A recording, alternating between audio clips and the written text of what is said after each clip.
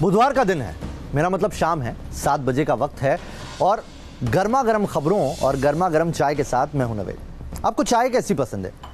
Mild, कड़क, अदरक वाली, नींबू वाली, ग्रीन टी या ब्लैक टी? चाय कैसी भी पसंद हो, खबरें यकीनन वही पसंद होगी जो चाय गरम में हम आपके लिए लेकर आते हैं, यानी कि गर्मा गर्म, ताज़ी और सबसे अनोखी खबरें। तो चलिए चाय गरम की शुरुआत करते हैं और सबसे पहले रुक करेंगे आज संत कबीर नगर का। नाम का जो शहर का नाम है उससे समझ में आ रहा होगा कि संत कबीर के नाम पर यह शहर है, लेकिन जिस तरीके की घटना यहां पर हुई शायद संत कबीर को वो घटना बिल्कुल पसंद नहीं आएगी। अब क्या है यह घटना, आप पहले तस्वीरें देखिए फिर आपको बताते हैं पूरा माजरा क्या है। दरअसल ये माननीयों की मारपीट है और संत कबीर नगर से आई है ये तस्वीरें। यहां पर बीजेपी के सांसद और विधायक आपस में भिड़ गए। बैठक के दौरान बीजेपी सांसद शरद त्रिपाठी और बीजेपी के ही विधायक राकेश सिंह बघेल के बीच में जमकर भिड़ंत हुई। अधिकारियों के सामने ही बीजेपी के सांसद और विधायक के बीच लड़ाई शुरू हो गई। दरअसल संत कबीर नगर में जिला कार्य योजना समिति की बैठक चल रही थी। बैठक में मेहंदावल से बीजेपी विधायक राकेश सिंह बघेल और बीजेपी सांसद शरद त्रिपाठी शामिल थे और इसी दौरान बीजेपी सांसद शरद त्रिपाठी शीलापट पर नाम न होने पर भड़क गए। फिर सांसद और विधायक के बीच कहासुनी शुरू हुई और जब तक कि बैठक में मौजूद कोई लोग कुछ समझ पाते तब तक तो नौबत मार पिटाई और जूतम पैजार तक जा पहुंची थी।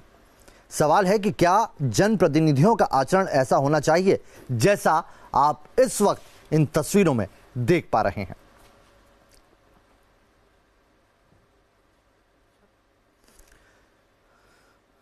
तो ये जिनके हाथ में जूता है ये हैं सांसद शरद त्रिपाठी। दरअसल शरद त्रिपाठी का नाम शीलापट पर नहीं था और उसके बाद उन्होंने अपनी नाराजगी दर्ज कराई और दर्ज ऐसी कराई कि बीजेपी के विधायक मेहंदावल के जो राकेश सिंह बघेल थे उन पर जूता उठा दिया।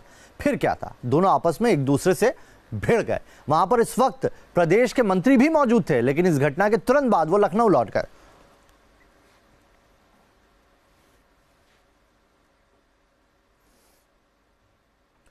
चलिए आगे बढ़ते हैं और अब बात करते हैं अयोध्या की। अयोध्या कभी अवध की राजधानी थी, लेकिन इस वक्त राजनीति की राजधानी है।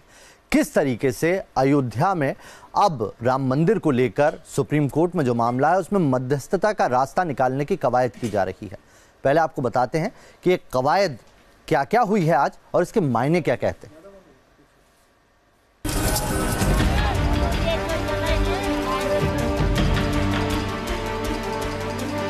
अयोध्या के विवादित जमीन मामले को मध्यस्थता से सुलझाने के मुद्दे पर सुप्रीम कोर्ट की 5 सदस्यीय बेंच ने फैसला सुरक्षित रख लिया है। सुनवाई के दौरान जस्टिस बोबड़े ने कहा कि अगर समझौते से इस विवाद के समाधान होने की 1% भी गुंजाइश है तो ऐसा जरूर होना चाहिए।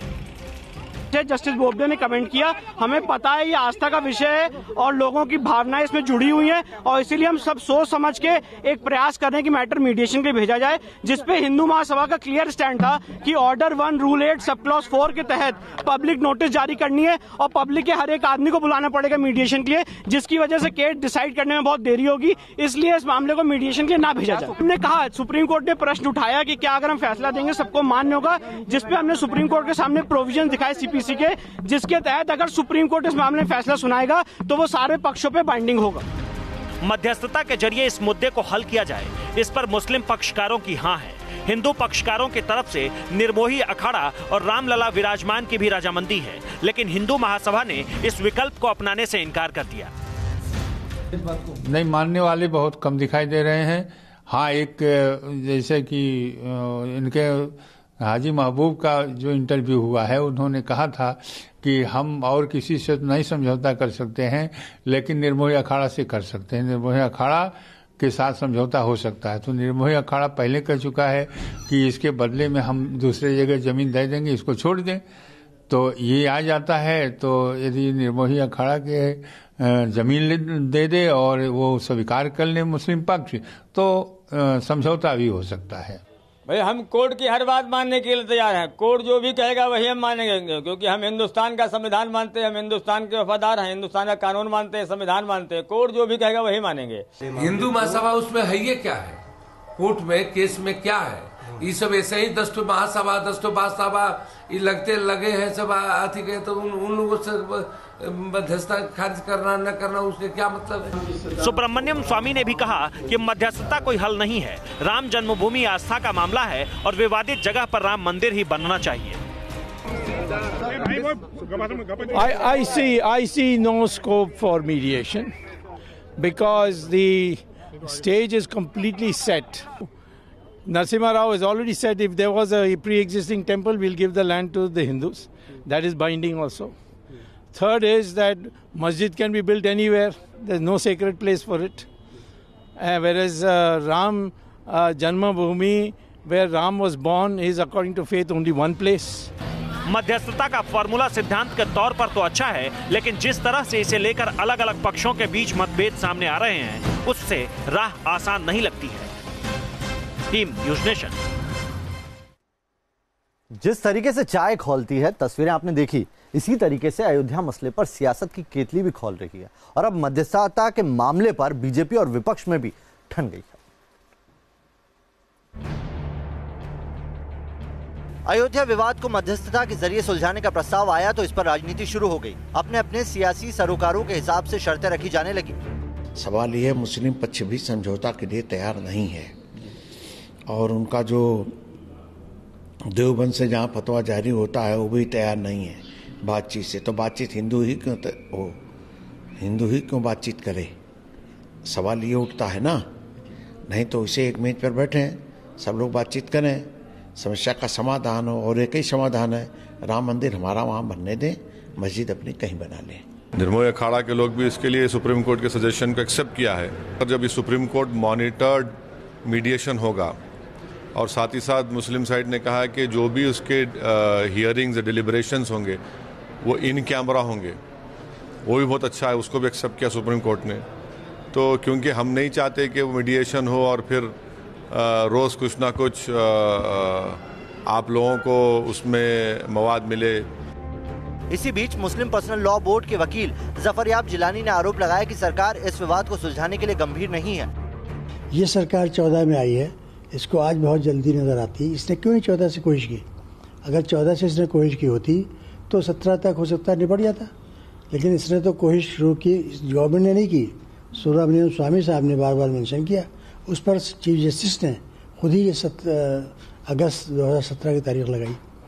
तो गवर्नमेंट तो खुद इस मामले में सीरियस नहीं रही है। अगर मध्यस्थता को लेकर भी इतनी खींचतान और मतभेद है तो फिर सुलह सफाई के रास्ते इस विवाद को निपटाया जा सकेगा, इसके आसार कम ही है। Team news nation.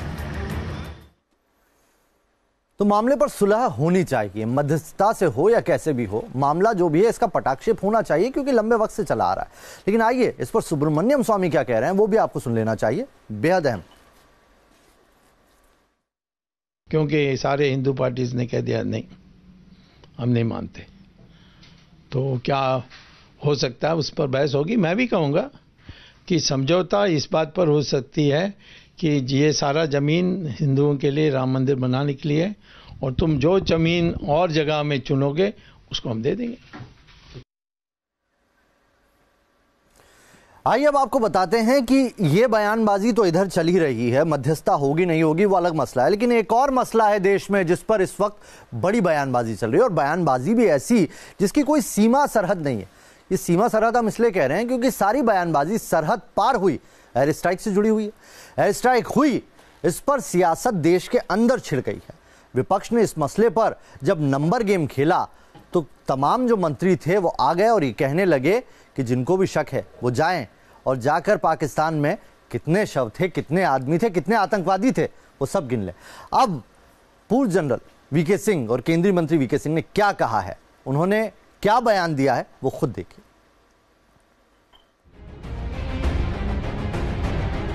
पाकिस्तान के बालाकोट में वायुसेना की ओर से एयर स्ट्राइक में कितने आतंकी मारे गए, इसका सबूत मांग रहे विपक्षी नेताओं पर विदेश राज्य मंत्री वीके सिंह ने ट्वीट कर कुछ इस अंदाज में पलटवार किया है।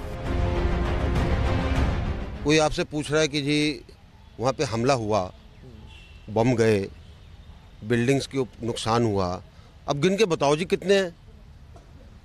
तो ये उसी तरीके से है कि आपने हिट मारा, मच्छर गिर गए, उसके बाद आप गिनने के लिए बैठ जाओ, यहाँ तो गिन लोगे। बता दें कि पुलवामा हमले का बदला लेने के लिए 26 फरवरी को इंडियन एयरफोर्स ने पाकिस्तान के बालाकोट में जैश के सबसे बड़े अड्डे पर हमला किया था, जिसमें जैश के करीब 350 आतंकी मारे गए थे। वीके सिंह के इस तंज पर कांग्रेस ने भी पलटवार किया है। जनरल वीके सिंह वही व्यक्ति तो हैं जिन्होंने सिटिंग आर्मी चीफ जनरल सुहाग को डाकू कहा था। उसके बाद मोदी जी ने उनकी प्रमोशन की थी क्योंकि सिटिंग आर्मी चीफ को उन्होंने डाकू बताया था। कांग्रेस नेता दिग्विजय सिंह की ओर से पुलवामा हमले को दुर्घटना बताने पर भी कल वीके सिंह ने उन पर तीखा हमला किया था। Team news nation. आम चुनाव है और ऐसे में सियासत की चाय बड़ी जोर से खौल रही है और सियासत में बयानों के मायने बहुत होते हैं और बयानों में भी शब्द बेहद सलीके से बोलने चाहिए। कल चाय गरम में हमने आपको एक ऐसे ही बयान का जिक्र किया था और एक नेता का जिक्र किया था जिनका कंट्रोवर्सी रेट विराट कोहली के स्ट्राइक रेट से ज्यादा है। हम बात कर रहे थे दिग्विजय सिंह की। दिग्विजय सिंह ने पुलवामा अटैक पर एक शब्द का इस्तेमाल किया और उसके बाद वो कंट्रोवर्सी में घिर गए। लेकिन अब जो उन पर आरोप लगा रहे थे या जो उनको कटघरे में खड़ा कर रहे थे, यानी कि सरकार और सरकार के मंत्री, अब वो बैकफुट पर आते दिखेंगे इस बयान को सुनकर, क्योंकि उन्हीं के एक मंत्री की तरफ से ये बयान आया है जिसे दिग्विजय सिंह ने ट्वीट भी किया। अब तक जो बीजेपी पुलवामा हमले को एक दुर्घटना बताने वाले कांग्रेस नेता दिग्विजय सिंह पर पलटवार कर रही थी, अब वो डिफेंसिव मोड पर है, क्योंकि बीजेपी के ही एक दिग्गज नेता और यूपी के डिप्टी सीएम केशव प्रसाद मौर्य ने भी वैसा ही बयान दिया है। बड़ी दुर्घटना हमारे सेना सीआरपीएफ के जवानों के साथ घटी थी। केशव प्रसाद मौर्य के इस बयान ने कांग्रेस को बीजेपी पर हमला करने के लिए बैठे बिठाए एक हथियार दे दिया। थोड़ा सा वो उस जहाज में पहली सवारी मौर्य साहब को ले जाएं तो बड़ा अच्छा रहेगा, क्योंकि अभी अभी उनके सबसे वरिष्ठ नेता उत्तर प्रदेश के मौर्य साहब ने ऐसा कहा है।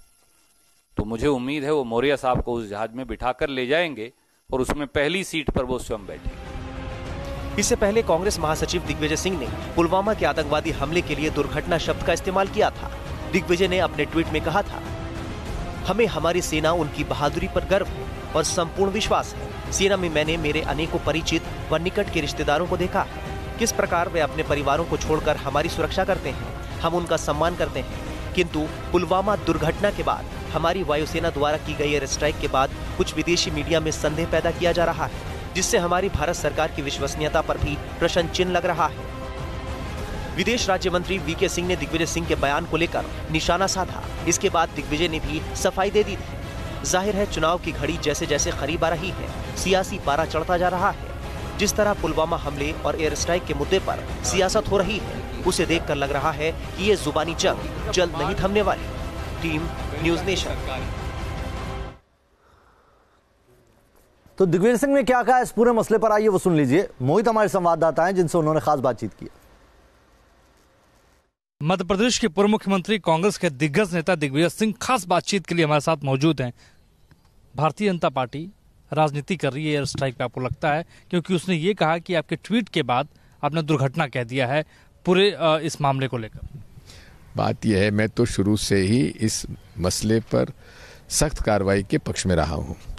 आतंकवादी हमले के खिलाफ मैंने बोला है, निंदा की है, और कांग्रेस पार्टी कभी आतंकवाद का ना समझौता हमने किया है ना कर सकते हैं, क्योंकि स्वयं स्वर्गीय इंदिरा गांधी, स्वर्गीय राजीव गांधी, ये स्वयं आतंकवाद के शिकार हो चुके हैं। तो इसलिए हम लोग तो आतंकवाद से लड़ते आए हैं, लड़ेंगे।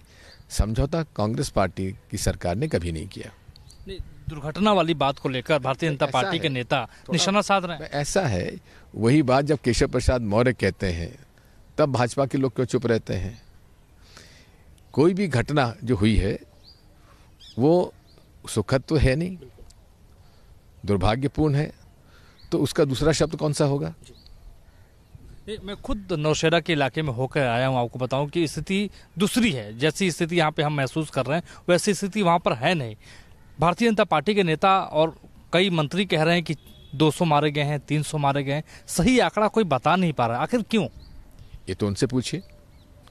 हम सब लोग जानना चाहते हैं कि ऐसा क्यों हुआ, क्यों नहीं बता पा रहे हैं। हमने तो कभी मांगे नहीं, फिगर्स हमने मांगे नहीं। अब वही फिगर्स जो दे रहे हैं, अलग अलग दे रहे हैं, कोई 250 बता रहा है, कोई 300 बता रहा है, कोई 400 बता रहा है, तो उसमें हम लोग क्या कहेंगे? एक सवाल बड़ा लाजमी है, जब भी आप लोग कहते हैं सरकार से कुछ मांग करते हैं कि आप बताइए कि एयर स्ट्राइक आपने कहाँ किया, तो वो कहते हैं कि नहीं आप देशद्रोही हैं, आप सवाल नहीं पूछ सकते हैं, हम सबूत नहीं देंगे। ऐसा क्यों? हम देशद्रोही हैं तो हम पर कार्रवाई क्यों नहीं करते ये लोग? क्या कारण है कि कोई व्यक्ति अगर देश के खिलाफ है, भारत की सॉवरेनिटी को चैलेंज कर रहा है, पाकिस्तान का हितैषी है, तो उस पर कार्रवाई आप क्यों नहीं करते? एक आखिरी सवाल पूछूंगा, भारतीय जनता पार्टी आपको लगता है कि राजनीति कर रही है लोकसभा चुनाव के मद्देनजर, कोई मुद्दा नहीं बचा या कुछ और है? अपनी असफलताओं को छिपाने के लिए भारतीय जनता पार्टी इस प्रकार का ये प्रयास कर रही है। बहादुरी है सेना की, बहादुरी है हमारे एयरफोर्स के जाबाज पायलट्स की, और श्रेय लेना चाहते हैं ये लोग। बहुत बहुत शुक्रिया हमसे बात करने के लिए। दिग्विजय सिंह साहब थे जो खासतौर पर हमसे बातचीत कर रहे थे। वीडियो जर्नलिस्ट सुभाष चंद्र के साथ मोहित राजदूबे, न्यूज़ नेशन, दिल्ली। तो दिग्विजय सिंह के इस तरह से डिप्टी सीएम केशव प्रसाद मौर्य का नाम उठाने के बाद अब उनकी भी सफाई आई है। क्या कहा है उन्होंने, आइए आपको दिखाते हैं। ट्वीट किया उन्होंने और ट्वीट में लिखा है कि मैं सभी से निवेदन करता हूं कि किसी शब्द का अर्थ पूरे परिप्रेक्ष्य में देखा जाना चाहिए। जब मैंने दुर्घटना शब्द का प्रयोग किया था तो उसका तात्पर्य दुखद घटना से था। फिर भी मेरे शब्दों से किसी तरह की भ्रांति फैलती है तो मैं अपने शब्द वापस लेता हूं। केशव प्रसाद मौर्य ने अपनी सफाई दे दी है। लेकिन कुछ भी कहो, केशव प्रसाद मौर्य के इस बयान के सामने आने के बाद दिग्विजय सिंह को तो जैसे संजीवनी मिल गई। उनको अपने दुर्घटना शब्द को स्पष्टीकरण देने का अब कोई वो नहीं चाहिए। उनके सामने भी एक बीजेपी के नेता हैं जिन्होंने दुर्घटना शब्द का इस्तेमाल किया। चलिए, चाय गरम में अभी के लिए इतना ही। कल फिर मुलाकात होगी, बने रहिए न्यूज़ नेशन के साथ।